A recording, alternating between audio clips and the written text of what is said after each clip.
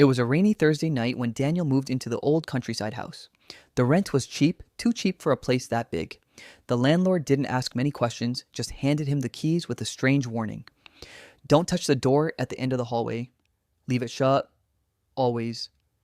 Daniel laughed it off, thinking it was just some local superstition. The house was old, the walls smelled of damp wood, and the hallway stretched unnaturally long into darkness. At the very end stood a pale, cracked door with a rusty handle. He unpacked, made himself some coffee, and tried to ignore how cold the house felt, even with all the windows shut. For the first few nights, nothing unusual happened. But every time he passed that hallway, Daniel felt a weight in his chest as if the door was watching him. The first strange thing happened on the fourth night. Daniel was lying in bed, half asleep, when he heard it. A faint scratching coming from the end of the hallway. At first he thought it was rats, but the sound was too deliberate, too slow, like fingernails dragging across wood. When he opened the door to check, the house fell silent. The scratching stopped instantly. The pale hallway stretched before him, and at the very end, that cracked door stood still, locked in the same position. The next morning, Daniel found something that made his stomach turn. Right in front of the forbidden door were wet footprints, bare, human footprints, that led up to the door but never away from it. He tried to laugh it off, convincing himself it was his imagination. Maybe the rain, maybe his own steps.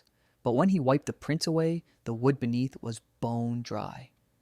That night, he swore he heard a whisper, not through the walls, not from the ceiling, but directly from behind that door.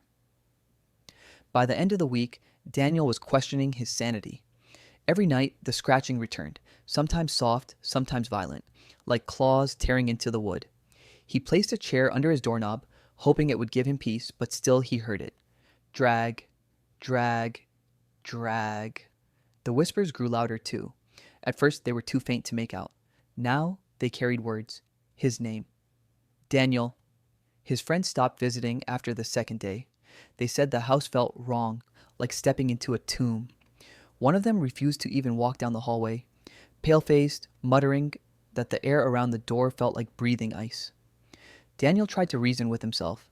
Maybe it's the wind. Maybe I'm overtired. Maybe I just want to believe something's there. But deep down, he knew none of that explained the footprints that reappeared every morning. He would wipe them away, and yet, the next day, there they were again, always stopping at the door, never leaving. The worst part was the dream. 3 nights in a row, Daniel woke in a sweat after seeing the same image. He was standing at the hallway's end, his hand on the doorknob, while something whispered from the other side, "Open it, just once." And when he woke, his hand was trembling, because he could still feel the cold metal of that handle against his skin. On the 9th night, Daniel couldn't take it anymore. The scratching was louder than ever, furious, as if something was desperately trying to claw its way out. The whole hallway seemed to vibrate with the sound, the old wooden boards creaking under invisible weight. He grabbed a flashlight and stormed toward the door, determined to prove to himself that nothing was there. But when he reached it, the noise stopped, silence so heavy it pressed against his ears. Daniel raised the light. The door handle was moving. Slowly, with a metallic groan, it turned by itself. Daniel froze, his breath caught in his throat. The landlord's warning echoed in his mind. Never open the door. But the choice wasn't his anymore. The door creaked open just a few inches, spilling a blinding white light into the hallway. And in that light, a hand slid out, long, gray, with claws that scratched deep into the wood. The same hand he had seen in his dreams. Daniel stumbled back, his flashlight shaking, but his legs felt like stone. The hand twitched, then curled its claws into the frame. Something massive shifted in the light, its shadow stretching across the floor. Then it spoke. Not a whisper, this time, but a guttural voice that rattled the entire house. "You already opened it." The hallway lights flickered, and the door burst wide open. The blinding light swallowed the hallway, so bright it burned Daniel's eyes. He shielded his face, but through the gaps in his fingers, he saw it. A figure, massive and twisted, stepping out of the doorframe. It was wrong. Its body bent in impossible angles, skin pale and stretched, as if it had been trapped in darkness for centuries. Its eyes were hollow sockets, glowing faintly red, and when it breathed, the air froze around it, coating the wooden floor with frost. Daniel stumbled backward, his chest heaving. He wanted to run, but his feet felt nailed to the ground. The thing tilted its head, studying him like a predator watching prey. The smell of rot filled the hallway. The whispers returned, but now they weren't just in Daniel's head. They were everywhere, echoing from the walls, seeping from the floorboards, crawling into his bones. "You called me," the voice rumbled. "Now you're mine." Daniel's flashlight flickered and died. The hallway fell into absolute darkness, except for the faint glow of those red eyes staring directly into his soul. Daniel's back hit the wall. His trembling hand scraped against the peeling wallpaper as the creature stepped closer. The sound of its claws dragging along the floorboards was deafening in the silence. The light from the doorway pulsed like a heartbeat, and with every pulse Daniel felt weaker. His chest tight, his vision swimming. The thing bent down, its face only inches from his. Its breath was like ice water spilling across his skin. Daniel tried to scream, but his voice was gone. His jaw locked, his throat frozen shut. The creature lifted its hand, and the claws traced the outline of Daniel's face, slow and deliberate. The wood around them groaned, as if the entire house was alive, shuddering with anticipation. Then, the whispers grew into a single command, echoing in Daniel's head. "Step inside." The door behind the creature gaped wider now, a swirling void of light and shadow. Daniel's body moved against his will, his legs stiff, dragging him toward that impossible doorway. He clawed at the walls, leaving desperate marks in the plaster, but his body didn't listen. With every step, the air grew colder, his breath forming clouds in front of him. The last thing he saw before the light engulfed him was a creature's smile, wide, broken, stretching far too long across its face. Daniel felt his heels slide across the wooden floor, dragged closer to the blinding doorway.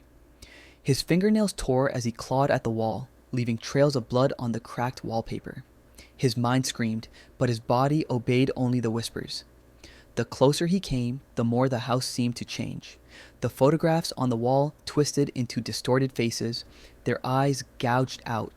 The ceiling sagged, dripping a black tar-like liquid that hissed when it touched the floor. The air was heavy, thick with the stench of rot and rust.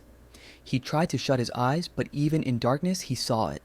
The door swallowing everything around him, pulling the hallway into its endless void. The creature loomed just behind him, its claws hooked gently into his shoulders like a puppeteer's strings. It didn't need to push him anymore.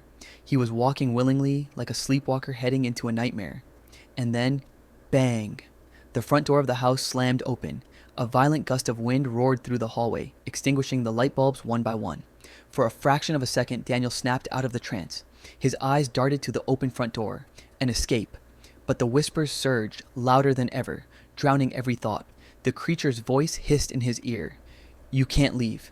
You belong to me now." Daniel's heart pounded as he stared at the open front door. The night air beckoned him, a chance at freedom. He forced his legs to move, fighting against the whispers clawing through his skull. For a moment, it worked. One step, then another, closer to escape. But just as his hand reached for the doorknob, the house groaned like a dying beast. The whispers surged into a deafening roar, and the creature's claws clamped tight into his shoulders. Too late. The front door slammed shut with a thunderous crack, plunging the house into total darkness. Daniel spun, but the hallway was gone.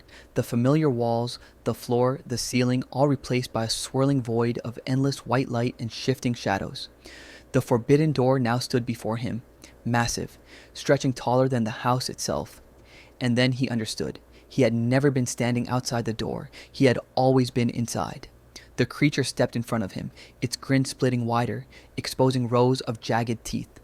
Daniel tried to scream, but the sound vanished into the void as the door creaked shut behind him, sealing with a final metallic click. Silence. The house stood empty once more, and in the pale hallway, the cracked door waited patiently for the next tenant.